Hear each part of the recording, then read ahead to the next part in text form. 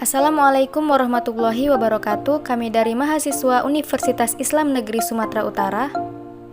Kami dari kelompok 2 yang terdiri dari 6 anggota yang masing-masing bekerja sama untuk menyelesaikan tugas ini.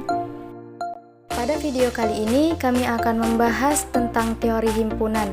Sebelumnya izinkan saya untuk memperkenalkan anggota dari kelompok kami.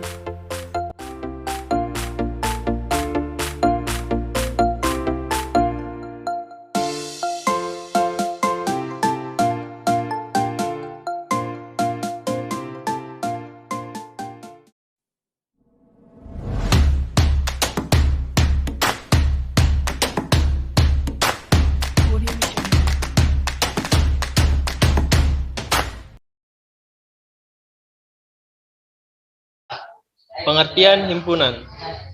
Himpunan atau set adalah kumpulan objek-objek yang berbeda tetapi memiliki paling sedikit satu kesamaan dan terdefinisi dengan jelas.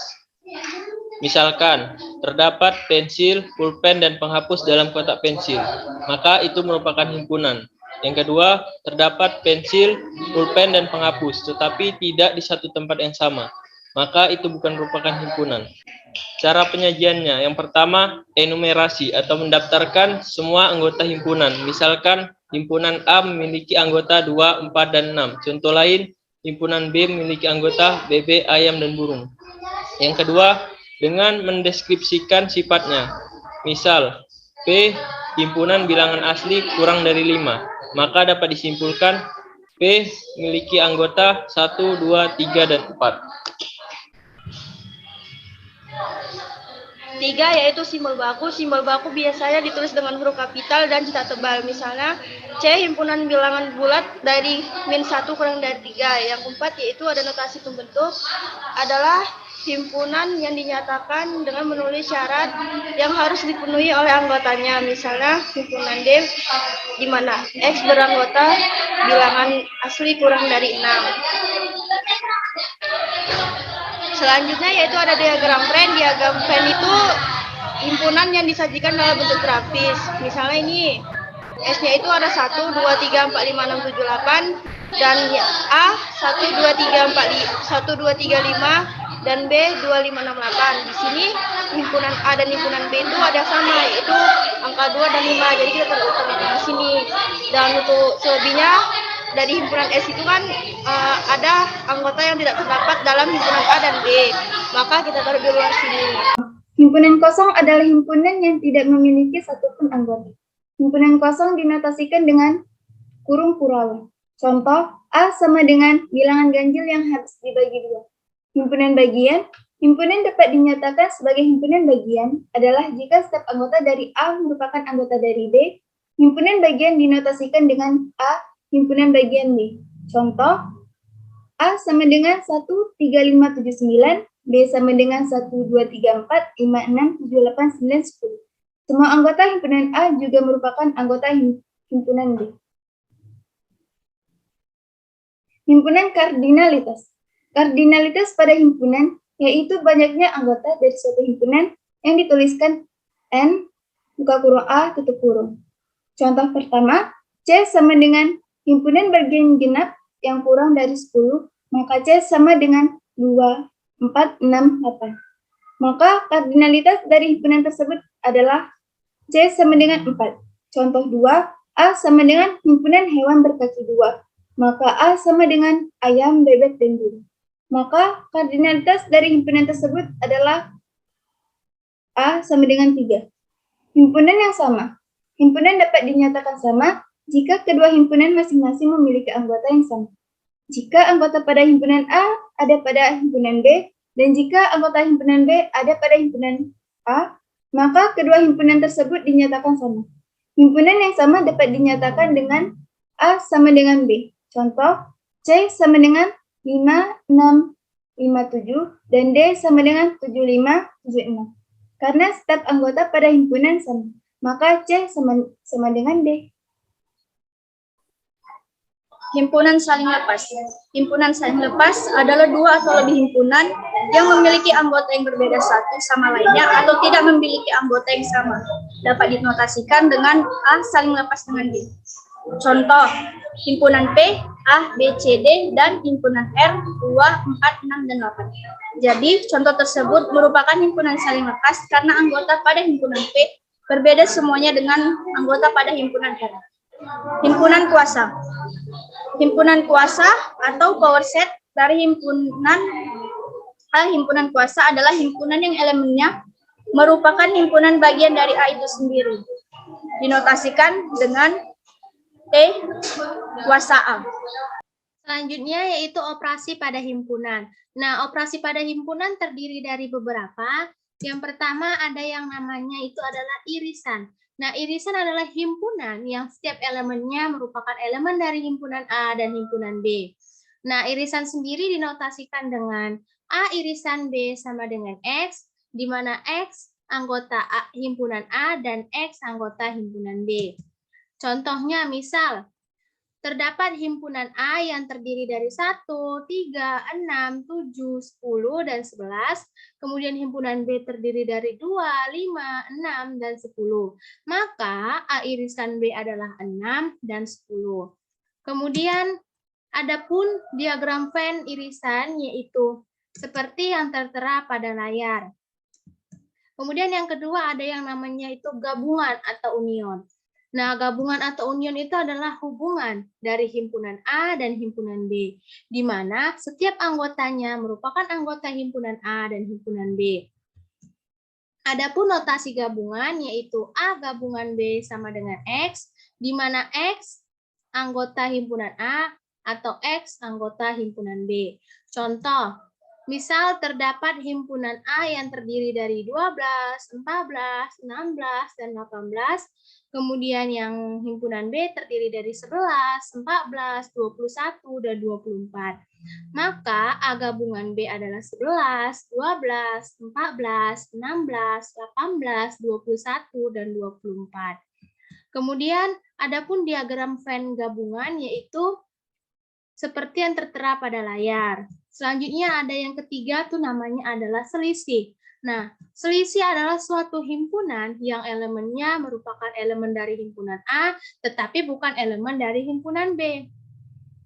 Contohnya, misalnya ada himpunan A yang terdiri dari 3, 6, 9, 12, 15, dan 18. Kemudian himpunan B terdiri dari 6, 12, 18, dan 24.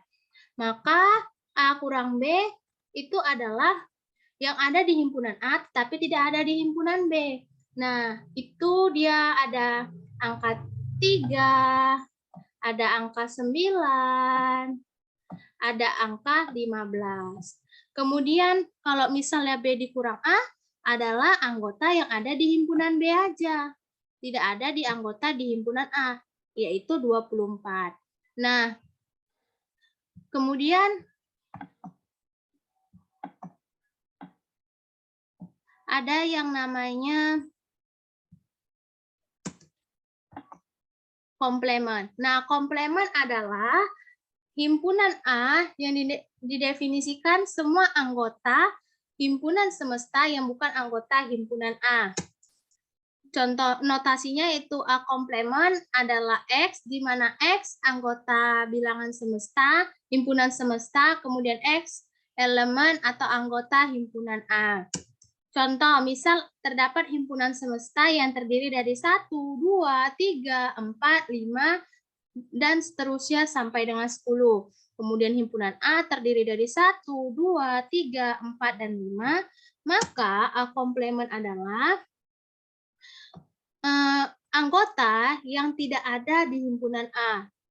Adalah 6, 7, 8, 9, dan 10.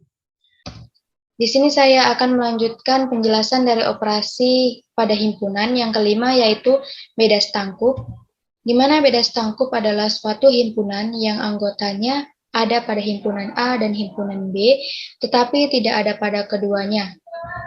Misalkan A dan B adalah suatu himpunan, maka beda stangkup antara A dan B adalah A gabungan B dikurang dengan A irisan B, atau selisih antara himpunan A dan himpunan B digabungkan dengan selisih antara himpunan B dengan himpunan A. Contoh, jika himpunan A beranggotakan 2, 3, 5, dan 7, dan B beranggotakan 1, 2, 3, 4, dan 5, maka beda stangkuk antara himpunan A dan himpunan B adalah 1, 4, dan 7. Mengapa 1, 4, dan 7? Kita cari penjelasannya. Kita lihat pada anggota pertama yaitu 1, dia berada pada himpunan B, tetapi tidak pada himpunan A. Kemudian yang kedua yaitu 4, di mana 4 berada pada anggota himpunan B, sedangkan tidak ada pada himpunan A. Lalu yang ketiga yaitu 7, di mana 7 adalah anggota dari himpunan A, tetapi tidak pada himpunan B. Yang keenam yaitu perkalian, di mana pada operasi perkalian himpunan A dengan himpunan B akan menghasilkan himpunan baru yang merupakan semua pasangan berurut yang dibentuk dari anggota-anggota himpunan A dengan himpunan B. Contohnya, himpunan P beranggotakan 1, 2, dan 3, dan Q beranggotakan A dan B. Maka dapat kita simpulkan, perkalian antara himpunan Q dengan P yaitu 1A, 1B, 2A, 2B, 3A, dan 3B. Lalu yang terakhir yaitu hukum-hukum himpunan. Dapat kita lihat dalam tabel terdapat 10 hukum-hukum dalam himpunan. Yang pertama yaitu hukum identitas, di mana hukum ini berbunyi jika himpunan A digabungkan dengan himpunan kosong, maka akan menghasilkan himpunan A. Yang kedua yaitu hukum nul atau dominisasi, di mana hukum ini berbunyi jika himpunan A diiriskan dengan himpunan kosong, maka akan menghasilkan himpunan kosong. Kemudian yang ketiga yaitu hukum komplement, di mana hukum ini berbunyi jika himpunan A digabungkan dengan himpunan komplement A, maka akan menghasilkan himpunan semesta. Yang keempat yaitu hukum idempoten, di mana hukum ini berbunyi jika himpunan A digabungkan dengan himpunan A akan menghasilkan himpunan A. Kemudian yang kelima yaitu hukum involusi, yang keenam hukum penyerapan atau absorpsi, yang ketujuh yaitu hukum komutatif, di mana hukum ini berbunyi jika himpunan A digabungkan dengan himpunan B, maka akan menghasilkan himpunan B digabungkan dengan himpunan A, ataupun sebaliknya. Yang kedelapan yaitu hukum asosiatif, yang kesembilan hukum distributif, yang kesepuluh hukum De Morgan. Sekianlah video presentasi dari kami. Kelompok 2 tentang teori himpunan. Hanya itu saja yang dapat kami paparkan tentang teori himpunan. kurang dan lebihnya kami mohon maaf. Wassalamualaikum warahmatullahi wabarakatuh.